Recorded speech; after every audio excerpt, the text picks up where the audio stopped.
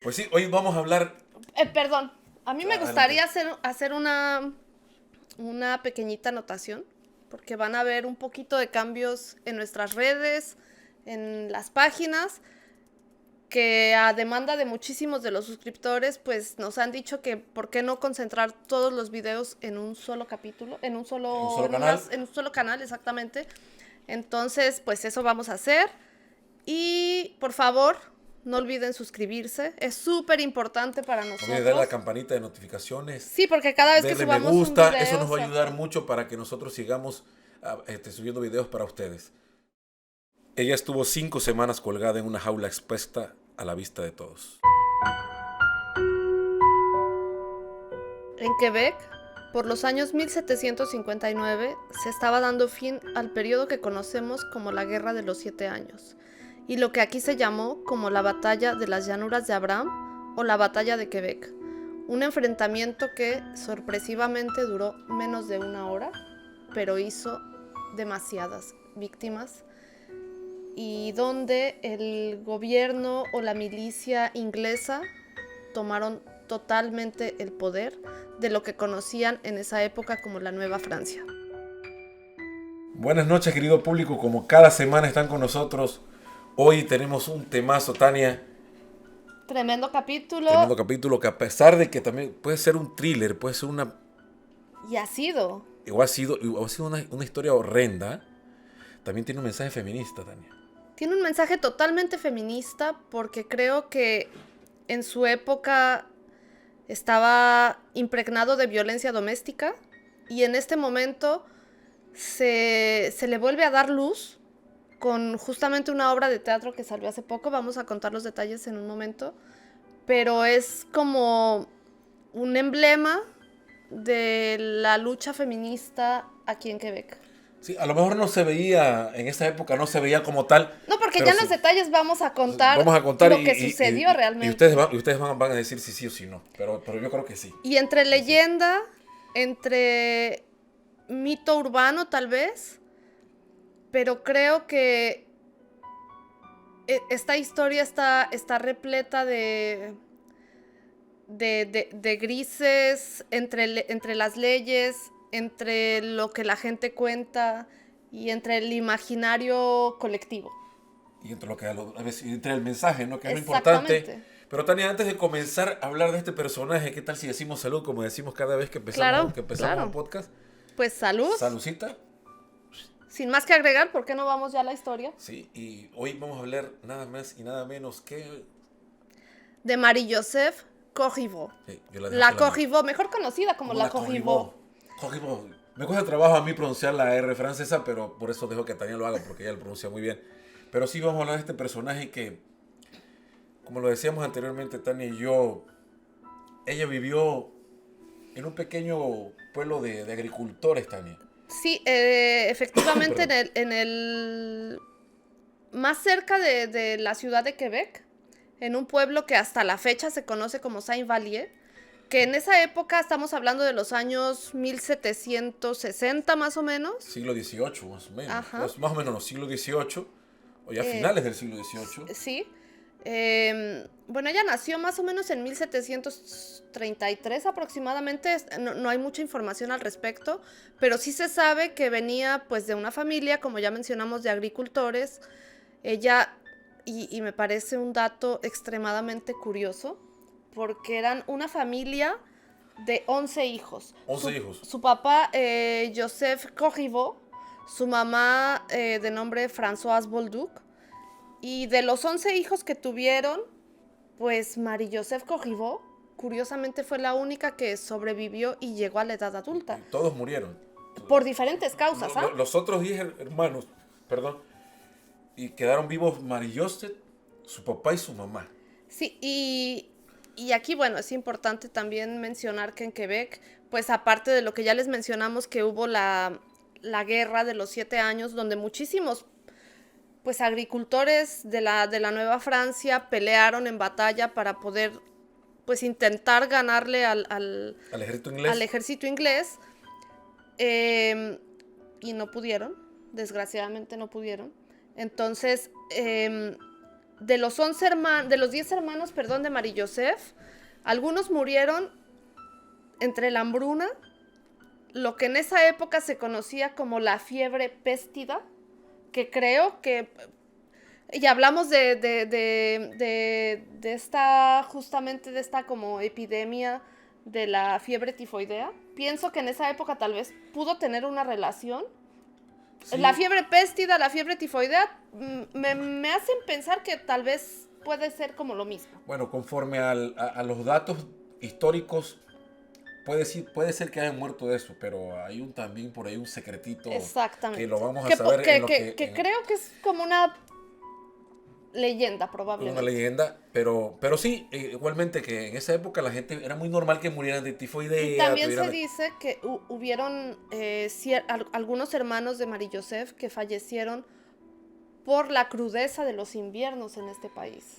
Pues imagínate cómo eran los inviernos en aquel, si ahorita, sin calentamiento global en aquella época. No, entonces, estamos hablando de temperaturas de 30 grados bajo cero, ¿no? Es cualquier cosa. Pero sí, esta historia de los hermanos sí es un poquito rara. Porque Da a pensar. Da a pensar porque, o sea, ¿cómo es que murieron 10 pero una no? ¿Sí? Entonces sí, pero la verdadera... el interés de Marie-Joseph Corriveau, de la Corriveau, lo vamos a mencionar así para no estar diciendo el nombre completamente. Sí, llamémosla, yo pienso que a lo largo de la historia, la Corriveau. La Corriveau. Y ella fue una persona, una mujer que, a pesar, para la época también tuvo muchos matrimonios, o para la época, a lo mejor. Mira, creo que era la normalidad en la época, pero ella se casó con tan solo 16 años. Sí, era muy normal casarse joven. Sí. De hecho, era un hombre que estaba dentro de las fuerzas francesas combatiendo a la armada inglesa, de nombre Charles Bouchard. Ellos tuvieron un matrimonio larguísimo. Duraron 11 años casados y tuvieron 3 hijos. 2 niñas y un niño, ¿no? Sí, dos niñas y un niño al que llamaron Le Petit Charles. Ajá, el pequeño Carlos. Entonces, después de 11 años de matrimonio, pues se dice en la historia que Charles Bouchard falleció dentro de esta guerra de la que estamos hablando, de esta batalla, pero también se dice muchísimo en el boca a boca popular que él falleció porque encontraron que en la parroquia del pueblo, él estaba como en una misa y cayó desvanecido, y cuando se dieron cuenta como que él tenía rastros de plomo fundido en el oído. Falleció. Pues se le fue hasta el cerebro eso y... Es que imagínate. Sí, imagínate. Entonces, 18 meses después, y aquí yo quisiera como remarcar un poquito que en la época, pues siendo una familia de agricultores, la Corriveau tenía muchas tierras. Sí, claro, a los agricultores no, como que no los iba tan mal. Y de hecho eran tierras que su esposo le había como dejado. Pero aquí empezamos con el punto 1 de ponerle como sombra a la mujer todo el tiempo, porque en esa época las mujeres no podían ni heredar ni ser propietarias de nada. No. Entonces creo que su recurso probablemente fue volverse a casar para que el esposo nuevo adquiriera las tierras y pudieran quedar todavía en posesión de ella, que fue lo que sucedió. Ella se casó con Louis Dudier. Con Louis Dudier se casó 18 meses después. Otro precisamente agricultor también. Agricultor, y ahí fue que pudo como conservar sus tierras, sus cultivos. Pasándolas a nombre de su esposo. Ajá. Y obviamente nunca se habla de que hicieron fortuna, una cosa así. No se habla, pero tampoco realmente se habla de que vivían mal. No, creo que vivían demasiado normal para la época, porque no había tampoco como... O sea, no eran ostentosos tampoco, pero tampoco eran pobres. Y no había manera tampoco. Agricultores, al fin y al cabo. Porque si somos conscientes de lo que se vivía en esa época, pues estaban totalmente dominados y controlados por los ingleses. Entonces ellos se dedicaban como pues a cultivar, a comer, a dormir y no Y más. ya, sí, trabajaban en su casa o sea, no salían a un lugar de trabajo como comúnmente lo hacemos ahora, ¿no? Y uno de los datos curiosos también que es que este señor Louis Dudier, un día de buenas a primeras, también aparece muerto en las caballerizas de sus tierras. En el granero, El sería granero, el la granero, sí es cierto, Grange, el granero, en el el granero, granero. en el granero, sí es Y, cierto. y la primera, pues cuando las autoridades, que aquí no eran pues, sino como lo que se le llama la corte marcial inglesa, cuando el pueblo mencionó que el esposo pues había aparecido muerto, ella mencionaba que había sido atacado por uno de los caballos, pero a él le encontraron en la cabeza las marcas de una herramienta que se utiliza muchísimo en la agricultura, que les vamos a mostrar la imagen, no sé cómo se llama en francés, realmente es como un tenedor gigante, Un trinche, un un trinche, un trinche. trinche, porque un tenedor es otra cosa. Un trinche, sí. Sí, yo tampoco sé cómo se dirá en francés, es una palabra que nunca he usado. Eso sé El, decir tenedor, pero no sé decir. bueno, se usa como para arar Yo los creo que se dice igual, ¿no? sembradíos, Se va a decir igual. tal vez. Entonces, pues encuentran al esposo, se lleva a cabo un juicio porque aquí el pueblo completo dijo, ok, ya se le murió un esposo, se le acaba de morir otro, en condiciones como muy raras, y fue un juicio colectivo. Todo el mundo denunció que ahí algo había pasado porque, quiero aclarar un punto súper importante, Joseph Corriveau, que era el papá de Marie-Joseph, tenía una súper mala relación con su yerno, digamos, con el esposo de su hija. Y la primera reacción del pueblo fue creer que él había atentado contra Louis Dodier. Contra el yerno, pues. Exacto. Pero entre paréntesis quisiera mencionar que días antes del suceso, pues Marie-Joseph acudió a casa de su tío una madrugada con sus 3 hijos pidiendo ayuda porque estaba siendo víctima de violencia y tenía muchísimo miedo por su vida. Y la respuesta del tío fue: tengo que avisar a las autoridades. Y las autoridades dijeron que pues, en esa época Sí, tu obligación es estar con tu esposo. en esa época, y lo más seguro que así, yo creo que eso pasaba en todo el mundo, pues sí, te golpea tu marido, pues tienes que estar en tu casa, ¿no? Desgraciadamente era así, Tristemente era o así. triste y desgraciadamente era así. Creo que por eso el emblema ahora de que ella sea tan reconocida Eh, como una lucha al yo creo que feminismo. por eso actualmente es el estandarte de un feminismo antiguo, ¿sí? Porque fue una mujer que dijo, bueno, yo no estoy dispuesta a que me estén madreando a cada rato, ¿no?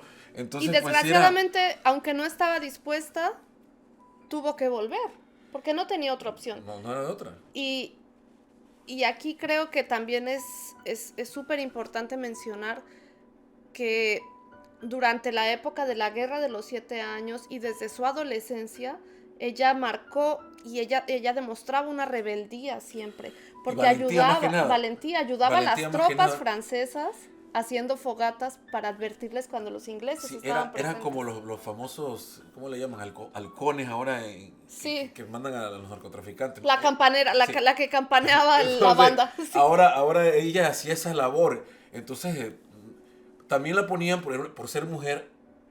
El ejército inglés no sospechaba nunca que una mujer pudiera hacer eso. No, pues yo me atrevo. No sé, bueno, no hay datos que lo hicieran otras mujeres, pero ella sí.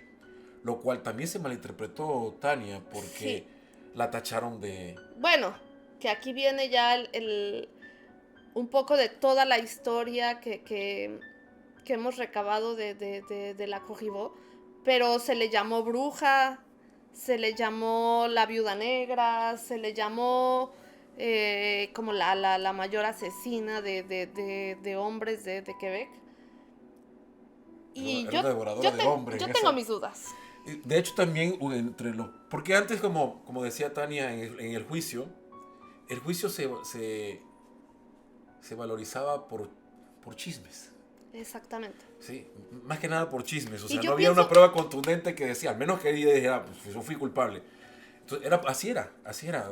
yo pienso Entonces, que cuando las personas del pueblo denunciaron el hecho de que sospechaban que ella había matado a su esposo, no imaginaron hasta dónde iba a llegar ese juicio popular. Aparte, hubo como dos versiones diferentes, tanto del papá como de la prima. Porque de hecho aquí, la primera persona en ser juzgada fue el papá. Sí, claro. Porque las personas pensaban que por los conflictos que había familiares, pues era el primer... Dijo, no voy a permitir que golpees a mi hija, no voy a permitir que la maltrates, y yo voy y pues te chingo. Sin pensar que también tenían ya problemas relacionados con tierras, con ganado, con... Que más que nada yo creo que ese era exacto. Sí, es cierto, mira, eso tiene mucha analogía a lo que acabas de decir. El más problema era por tierras y todo eso. Exactamente. El pretexto fue, yo creo que a él también no le importaba tanto que golpearan a su hija. Quiero verlo así, era más el problema de las tierras. Como el dinero, o sea, el dinero siempre... Yo quisiera pensar no que tiene, sí le importaba lo no que tiene le familia, pasaba a la no tiene hija. nada. O sea, el dinero no hay amigos, no hay familia, no hay nada. Entonces, pues es así. Pero yo creo que nadie contaba, principalmente nadie contaba con que ella se iba... Fue una revelación de ella, ella se reveló y dijo, yo lo mato. Yo también pienso, sinceramente yo creo que ella después de años de violencia y de todo lo que estaba viviendo, porque al final del día pues ella pidió ayuda. O sea, no era... Sí, porque avisó, ¿no? Ella avisó, ella fue a buscar ayuda, ella que se quiso refugiar donde Sí, su claro. tío, en la casa de su Y tío. no dijeron nada, y el que avisa no es traidor. Y Exactamente. así de sencillo. Es un caso, y yo creo que Tania desde ahí empieza, desde el momento en que te quejas, desde el momento en que aceptas que estás viviendo... Ahí está la primer bandera roja. Sí. Pero obviamente en esa época no lo iban a ver, o sea, no, era imposible que pasara.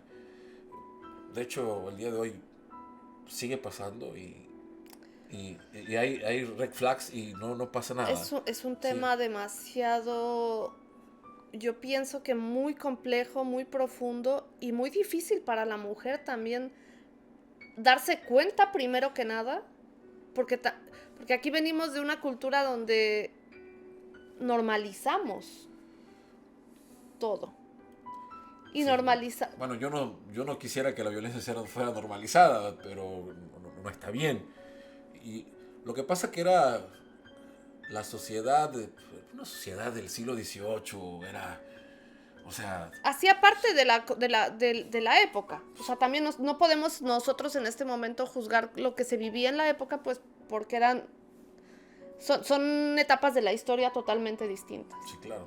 Aquí lo que sigue, por ejemplo, es que el papá fue la primera persona que estuvo condenada a muerte antes que Mary Joseph. Sí, pero él fue el que primero que declararon culpable por la muerte de Dodier. Y a Mary Joseph y a Isabel Sylvain, me parece, que era una trabajadora doméstica que estaba en la casa del de hecho, papá. eran hasta parientes. Sí, era como la sobrina. Sí, era así. Entonces, bueno, pues el papá lo iban a castigar con la pena de muerte. A Isabel le dieron la pena de recibir como 60 latigazos. 60 latigazos 60 latigazos en diferentes partes de la ciudad. 60 latigazos le iban a dar a la Cogibó y 30 latigazos exactamente. a la pandilla chismosa. Eso es la gente que anda hablando de más. Eso le pasa. Entonces, pero bueno. No le hagan caso a las... Menos mal que Tomás no es como el primer ministro de Canadá, porque... No, si hubiera sido hombre también, que le hubieran dado su chingadazo. Pero ella no tenía vela en ese entierro. Eso no lo dejen. Ella no tenía vela en ese entierro, entonces fue y se metió. Sí, entonces, o eso se decía. Eso se decía. Porque al final no sabemos si solamente por ser mujer también le dijeron, pues aquí estás, aquí vienes tú. Lo que pasa es que en la historia ella no se ve, lo más seguro es que había cooperado con el asesinato, pero no la ponen, no creo que sea un personaje tan importante como para... no superó lo que hizo la Cogibó. Sí. Bueno, aparte de los latigazos, a Mary Joseph Cogibó le dieron como una sentencia de recibir con un sello de metal caliente en la mano, la letra M. La letra M. Por, ¿Qué quiere decir esa letra M? Por muerte. Sí, por muerte, ok. Y a Isabel Jack, bueno, sí, la letra P. En francés de mort, ¿eh? Sí, ajá, sí. Y pues muerte también en español. No, eso es lo mismo. Y a Isabel Jack, la letra P, igual con un hierro caliente en la piel, por, ay, no sé en español, como por La perja. perjure, Perjurio. perjurio, exactamente en Perjurio es español. cuando dices algo que no es verdad. Exactamente. Perjurio. Y aquí es una parte que me sorprende de la historia, porque una noche antes de que el papá de Marie-Joseph Corriveau fuera pues asesinado, o Más bien desvivido, ejecutado, porque no era asesinado, porque no era ejecutado, un sí, sí, asesinato, era sí. una ejecución por justicia, Ujú. se podría decir. Él solicitó un sacerdote y fue a ese sacerdote que le dijo, bueno, pues la verdad es que no fui yo, fue mi hija. Y volvió como toda la luz pública y de la parte de la corte marcial hacia Marie-Joseph. Y ahí creo que ya fue cuando dijo, pues saben que la verdad sí fui yo. Yo lo maté. Y moles. Y entonces la pena de muerte pues fue para ella. Y eso, pena de muerte, no es la parte peor de la historia. Porque al final creo que la tortura no fue para ella simplemente, sino para todo el pueblo de Saint-Vallier. De hecho, sí. De hecho, lo peor fue post-mortem. Post-mortem, Sí, lo peor es exactamente. post-mortem. La peor parte de la historia es Y post-mortem. no lo pagó ella, o sea, ella pues la mataron y ya, ¿no? En realidad. Pero una mujer que murió ahorcada, tantito porque por aquí traigo algo importante, un detalle importante de la historia. Tania y yo investigamos, y esta cuerda es una réplica exacta, se ve delgada, pero aguanta un cuerpo humano. Y con una cuerda esta colgaron a la Corribó. Tiene un nombre, pero no me acuerdo. Cuerda. Sí, ahorita tampoco andar. Entonces, más o menos así, y exactamente así, era como se usaban estos amarres y ahorcaban a la gente en esa época. Entonces, esto lo ponemos por aquí. Aquí quisiera mencionar que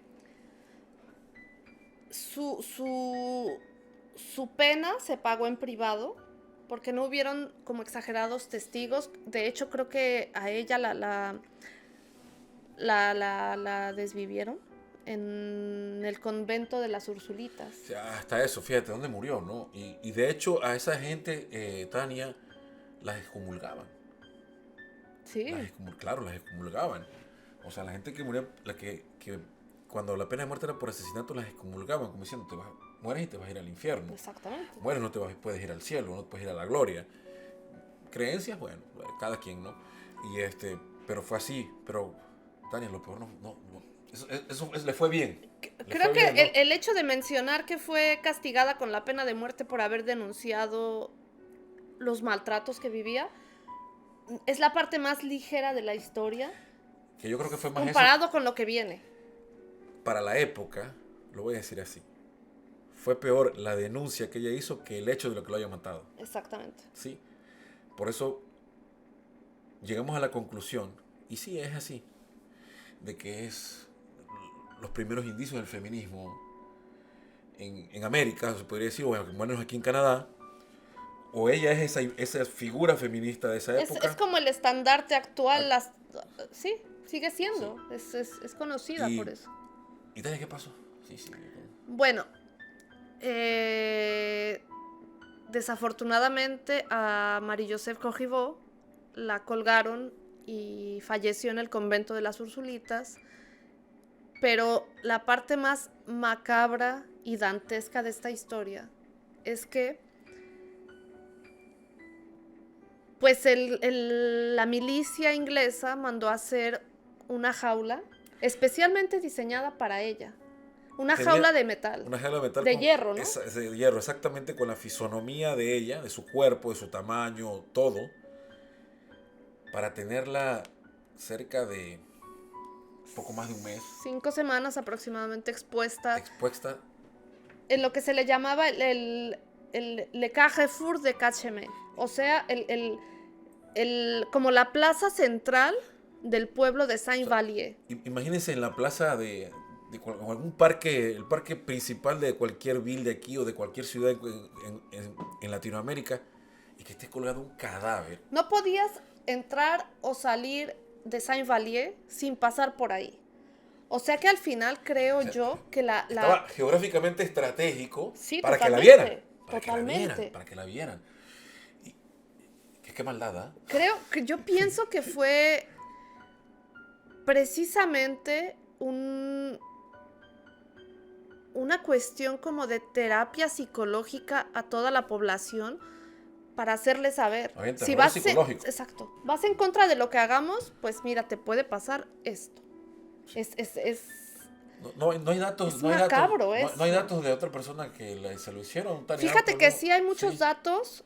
En Inglaterra, por ejemplo, se hacía muchísimo eso a los piratas. En Francia llegó a suceder, pero en Quebec ella es el primer y único caso registrado de alguien que sufrió una pena de muerte por ahorcamiento y posteriormente expuesta de la manera que aquí quiero hacer un detalle importante. Creo que el dato de una persona que fue colgada y dejada en una jaula por más tiempo fue en Europa y duró 38 años colgado. Pues Evidentemente al final ya no había nada, ¿no? Obviamente. Pero el escenario de los cuervos, por ejemplo, devorando el cuerpo, debió ser horrible. Claro, son animales de carroña y el hedor que pudo haber... Ahora, a lo mejor no tanto, porque no creo que sí. La vida en esa época haya sido había mucha sanidad, tampoco. Sí. Pero creo, justamente por el periodo en el que sucedió, pues estamos hablando de, en esta época, finales de marzo, principios de abril, ya no está tan frío, o sea que los olores son un poco más persistentes. Sí, no creo que se haya conservado durante 5 semanas un cuerpo. No, definitivamente no así se con conservó. todo el frío que haya habido, no se conserva. Sí, o sea, se descompone, claro. Son cuestiones naturales. Y aquí, bueno, pues después de 5 semanas hubo una especie de revuelta popular porque la gente estaba cansada de pasar por ahí y ver la jaula a los niños. Imagínate el espectáculo tan aterrador para los niños, debió ser espantoso. Sí, y no creo que... Sí pasaban niños, obviamente, porque claro, la gente tenía que pasar por ahí, todo el pueblo pasaba. Y más no era el hecho de que vas a morir así, sino no te atrevas otra vez. No te atrevas a llevarnos la contraria. Sí, exactamente. Porque eso era infundir el miedo, porque nosotros somos los que estamos dominando. Bueno, ya después vinieron otras cosas, pero a eso es lo que va. Bueno, creo que nos estamos dando a entender el porqué, la importancia de la historia de la Corribó. Y porque hasta la fecha sigue siendo tan importante. Sigue siendo tan importante. Al menos yo creo que para la historia, yo creo que en todo Canadá, ¿no? A mí me gustaría mencionar una de las leyendas más importantes que yo escuché respecto a la Corribó, y fue precisamente en la época que ella falleció. Pues si nos situamos en lo que es el village de Saint-Vallier, está como precisamente en donde pasa el río Saint Laurent. Y entre lo que es Quebec y lo que es Saint-Vallier, en la mitad del río Saint Laurent hay una isla que se llama la isla de Orleans. Y en la época que falleció la Corribó, se creía muchísimo que en la isla de Orleans se hacían lo que se les llama los sabbats, como las fiestas demoníacas, lo más mundano que había pues en la época, ¿no?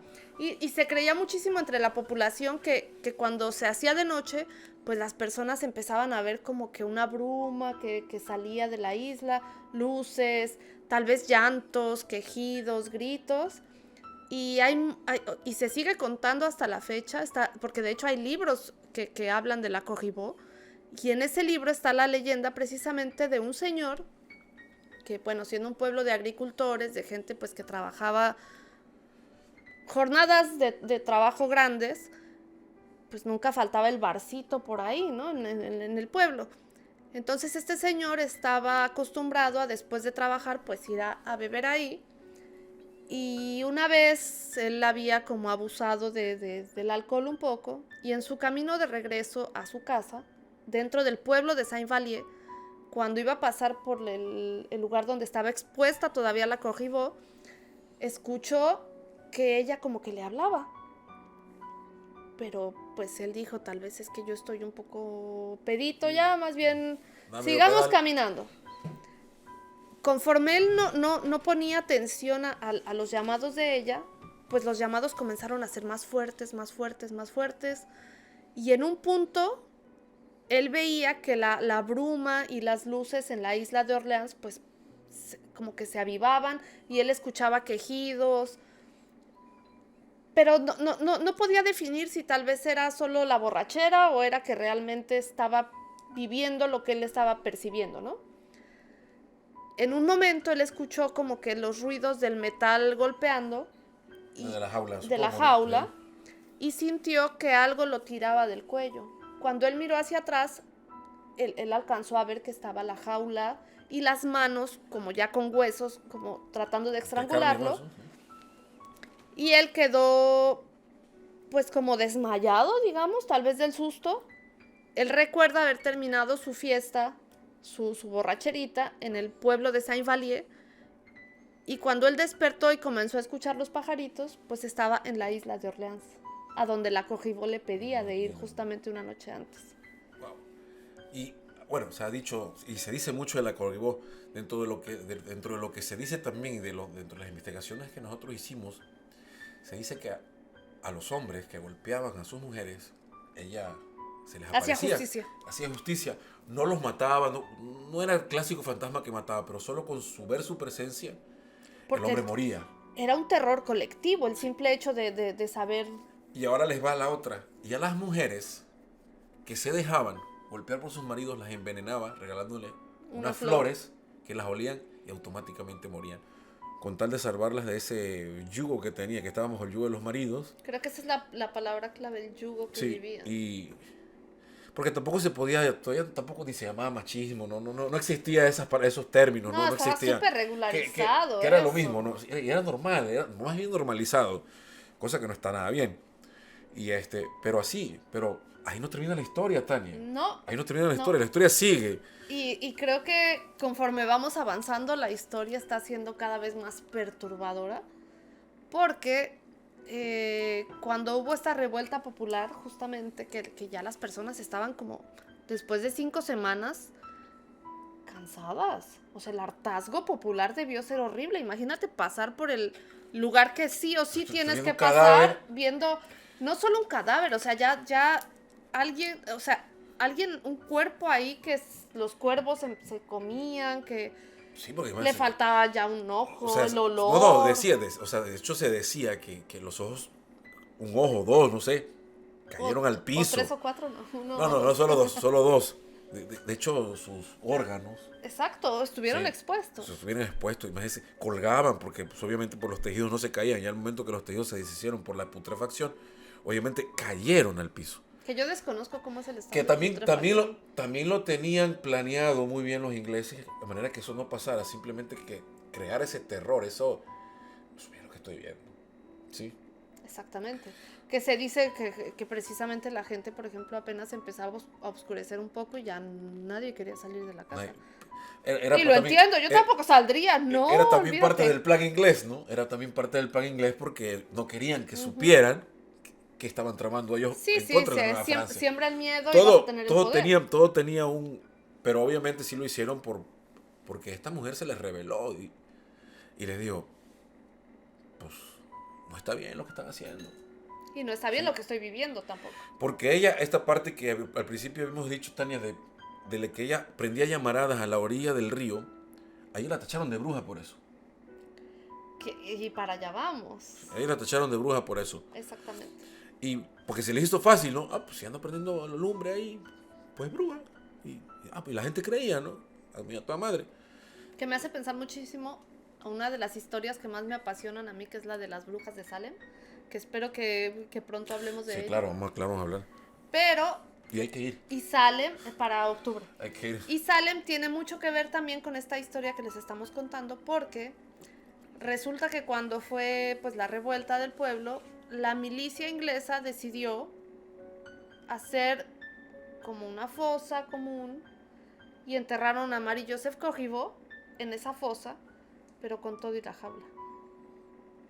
Imagínate.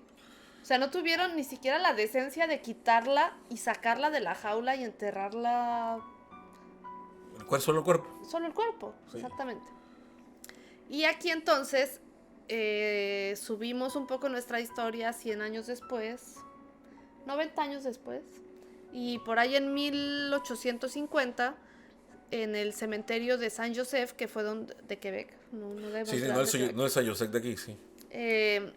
pues hubieron como trabajos de reconstrucción y agrandaron un poco pues La yarda, ¿no? la yarda, La yarda. exactamente. Entonces desenterraron dentro de todos los cuerpos, pues se dieron cuenta que estaba la jaula de metal de la Corriveau. Y ahí hay un blanco total en la historia. Porque nunca más se supo qué pasó con la jaula. Hasta que pues hubo como historiadores de Quebec, que aquí quiero resaltar muchísimo el nombre, Claudia Méndez, ¿verdad? Claudia Méndez, de origen latino, sí, que estaba como benevol en... Ella es una benévola, exactamente, historiadora de un lugar muy cercano a Saint-Vallier, que es Lévis, Quebec. Ella dijo, pues aquí yo sé que pasó esta historia, está en los archivos, está en los libros, y me quiero dar a la tarea pues de buscar la jaula de la Corriveau, porque no es posible que desaparezca mágicamente así como así. Y bueno, pues la encontró, pero la jaula ya había pasado por muchos lugares, porque la persona que la compró en esa época de 1850 más o menos, era una persona que se dedicaba a tener como un circo de objetos extraños. Y entre ellos estaba la jaula de la Corriveau. Y la paseó por Nueva York, en varios museos, en varios espectáculos como de circo.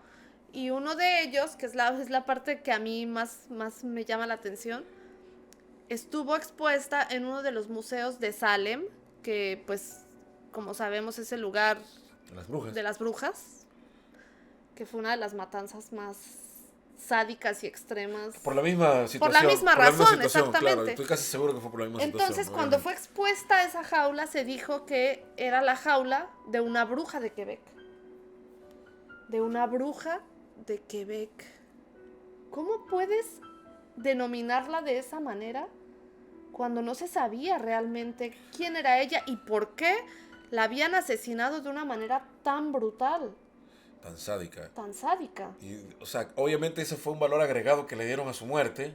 Para darle un poco más de misticismo, tal vez, a la misma historia. jaula. Exactamente. En este caso a la jaula. Porque no hay ningún antecedente histórico de que ella hacía brujería. Asesina, sí. Tal vez. En defensa O propia, en defensa tal vez. propia lo hizo. ¿Sabes qué? Porque... Ya me tienes cansada.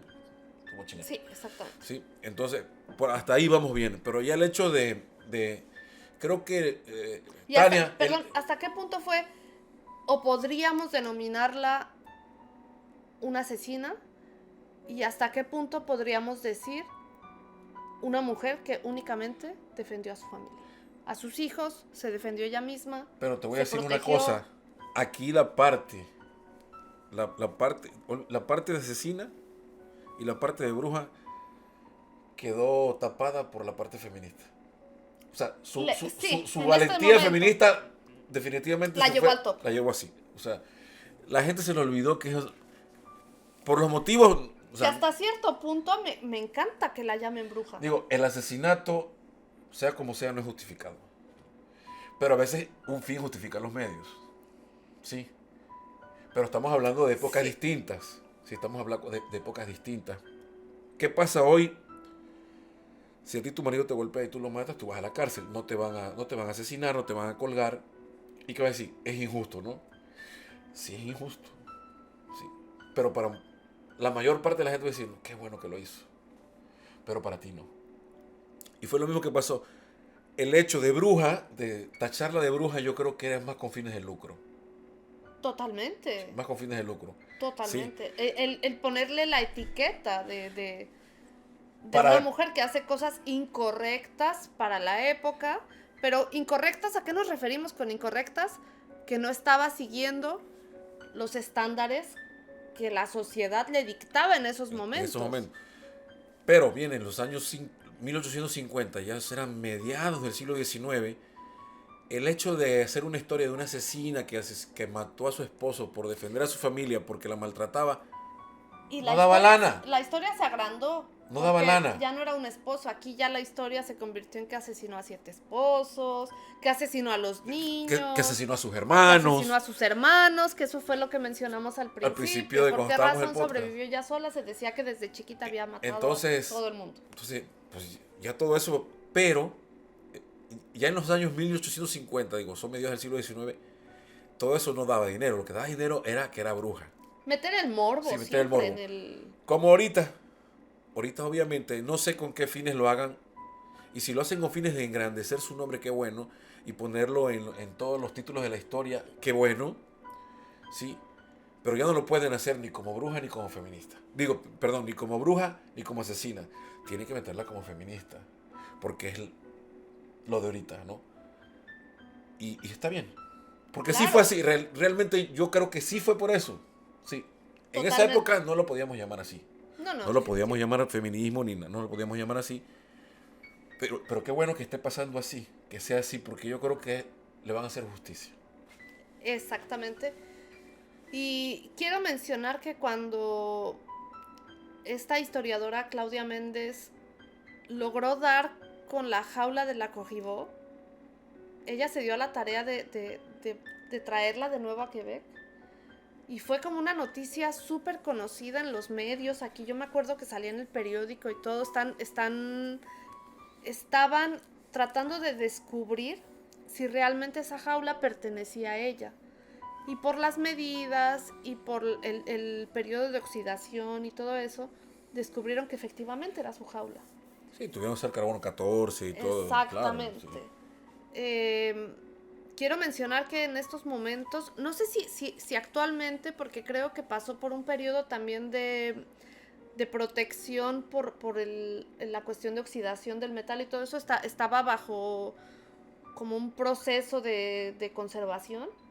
No sé si ahorita todavía sigue en el Museo de la Civilización de Quebec, que sería impresionante De hecho, lo verla. tuvimos aquí en Montreal, Tania, en el ¿cómo se llama? En el marché de En el Marché Bonsecours Bonsecours estuvo. estuvo. Bueno, si algún día fui, creo Creo- que nunca la vi. Creo que debe ser, no sé, a mí personalmente me daría escalofríos. Bueno, ver también esa jaula. el marché de Bonsecours también como más de turistas, ¿no? Sí, No, y no es que la Marché gente que vivimos aquí en Montreal vayamos todos los fines de semana, ¿no? No, y Marché Sí. Bonsecours tiene también su historia. Cuando Claro. hablamos de Mary Gallagher, ella estuvo también Que en el por Marché cierto, Bonsecours. las dos Mary, Las que dos Marys. se podría decir que son esas Dos de los figuras personajes fantasmales más importantes de más la importantes de la historia. historia. Del Yo creo- imaginario colectivo y de la historia plasmada realmente documentada. y las dos, bueno, una no era quebecois, pero pues era que ver. Y la otra pues sí, la otra Era sí. quebecuato, pues. Mary Gallagher venía pues, de inmigrantes, más bien nació aquí, pero venía de padres inmigrantes. Bueno, ella también, no porque no había. Pero sí, fíjate, no sé si sea coincidencia que se llamen igual. Sí. Marie-Joseph Corriveau, Sí, Mary o Gallagher. sea, no se llamen igual, pero bueno, ahí se la dejamos a ustedes, ¿no? Y yo qué chingo hago con la cerveza en la mano. El punto, bueno, la trajeron, está en el Museo de la Civilización actualmente. No sé si está en exposición en este momento o está en periodo como de trabajos para evitar que la corrosión continúe. Porque eso también, Tania, como que está. No dudo que no sea la jaula de la Corribó, pero es demasiado tiempo. Pero no está completa, ¿eh? O sea, casi 3 siglos. No, les vamos a mostrar una imagen. Una imagen. No Ah, está claro, completa. claro, claro, está Ha habido completa, ya, obviamente. claro que ha tenido corrosión Y a lo mejor también la han reparado Sí. y todo ese tiempo. No ha perdido la forma. Pero no creo que sea tanto, todo el metal completamente no, de no, lo no. de cuando en realidad pasó esto, ¿no? Pero bueno, tiene que lucrar con eso. Y la historia no deja de sorprender, o sea, todos los factores que conllevan al fallecimiento de Marie-Joseph Corriveau, los asesinatos, el hecho de ser declarada condenada a muerte, la exposición que tuvo en su pueblo, el paradero de la jaula, las leyendas urbanas, todo lo que engloba el nombre de la Corriveau. Es fascinante. Y hasta la fecha hay una obra de teatro precisamente que está pues aquí en Quebec en estos momentos, que se llama La Corriveau, La sed de los cuervos. La sed de los cuervos. Que el nombre como tal a mí me parece tan fuerte, porque si me lo preguntan, sí, claro que pueden ser los cuervos que la devoraron mientras estaba expuesta, pero también creo, y yo pensaría que los cuervos pueden ser todos esos militares de la corte marcial inglesa que Los decidieron cuervos eran los ingleses, hacer definitivamente. tal barbaridad con Es ella. una buena metáfora del autor, Definitivamente. Una metáfora del autor. Y pero esa obra es vieja. Y también obviamente tenían que esconder esa parte de que, bueno, yo no puedo, por muy desacuerdo que esté, no puedo hablar mal del ejército inglés, no puedo hablar mal de la corte marcial inglesa. Y lo disfrazaban con esos títulos. Pero obviamente está enfocado a ellos. Total. O sea, está enfocado a ellos. Y Al final del día, pues, y me disculpo por decirlo, pero lo que los ingleses hicieron fue invadir un pueblo como los españoles a nosotros. Llegaron a donde no tenían que llegar, invadieron lo que no tenían que invadir y se apropiaron de lo que no les pertenecía. Sí, pero bueno, pues ya lo hicieron, ¿no? Ya así no podemos. Desgraciadamente. No podemos echarnos para atrás. Y nosotros hablamos su idioma y aquí hablan el de ellos. Y fue así. A lo mejor yo siempre he dicho que las culturas más fuertes siempre dominan a las débiles, ¿no? En esa época, yo no tampoco creo mucho que los españoles hayan llegado o los franceses o los ingleses hayan llegado tanto como a saquear y a matar. O sea, no tanto así. Sí nos llegaron con sus creencias, sí bueno, no quisieron, lo hicieron. Y yo pienso que entonces, no quiero entrar en esos detalles. Pero bueno, eso fue otro tema. Eso fue otro tema. A mí sí me lo preguntan. Eso fue otro tema que yo siempre he dicho que son los mitos que nos crearon traumas. O sea, los mitos que nos crearon traumas. Una sección. Claro, los mitos que nos crearon traumas. Siempre lo he dicho yo eso. Y no creo tampoco mucho en que hayan sido tan culeros. Los españoles y los ingleses o los franceses o los portugueses en el caso de Brasil, ¿no? Y no sé, bueno, los portugueses siento que nomás la hicieron así como que, ay, ten chance para que no se vayan sin nada, ¿no? Porque culturas latinas al fin y al cabo. Sí. Culturas latinas, más faltó Italia que venía para acá. Sí, Italia definitivamente no pudo, ¿no? O sea, entonces, pero España y Francia, que eran potencias militares en esa época, pues obviamente lo iban a hacer así. Pero pues bueno, ¿qué más tenemos, Tani? Por ahí Tania sabe de la Corribó. Bueno, sí, porque me encanta. Todo lo que tenga que ver con brujas es una de mis fascinaciones más extremas. Pero bueno, me gustaría muchísimo cerrar este capítulo, primero que nada enalteciendo el valor de todas las mujeres en la historia que han marcado una diferencia, un antes, un después, y que han podido ayudar a que las cosas, pues para la mujer mejoren. Porque creo que el recorrido del lado femenino en el mundo ha sido difícil. Entonces, sí. Pues, esperemos.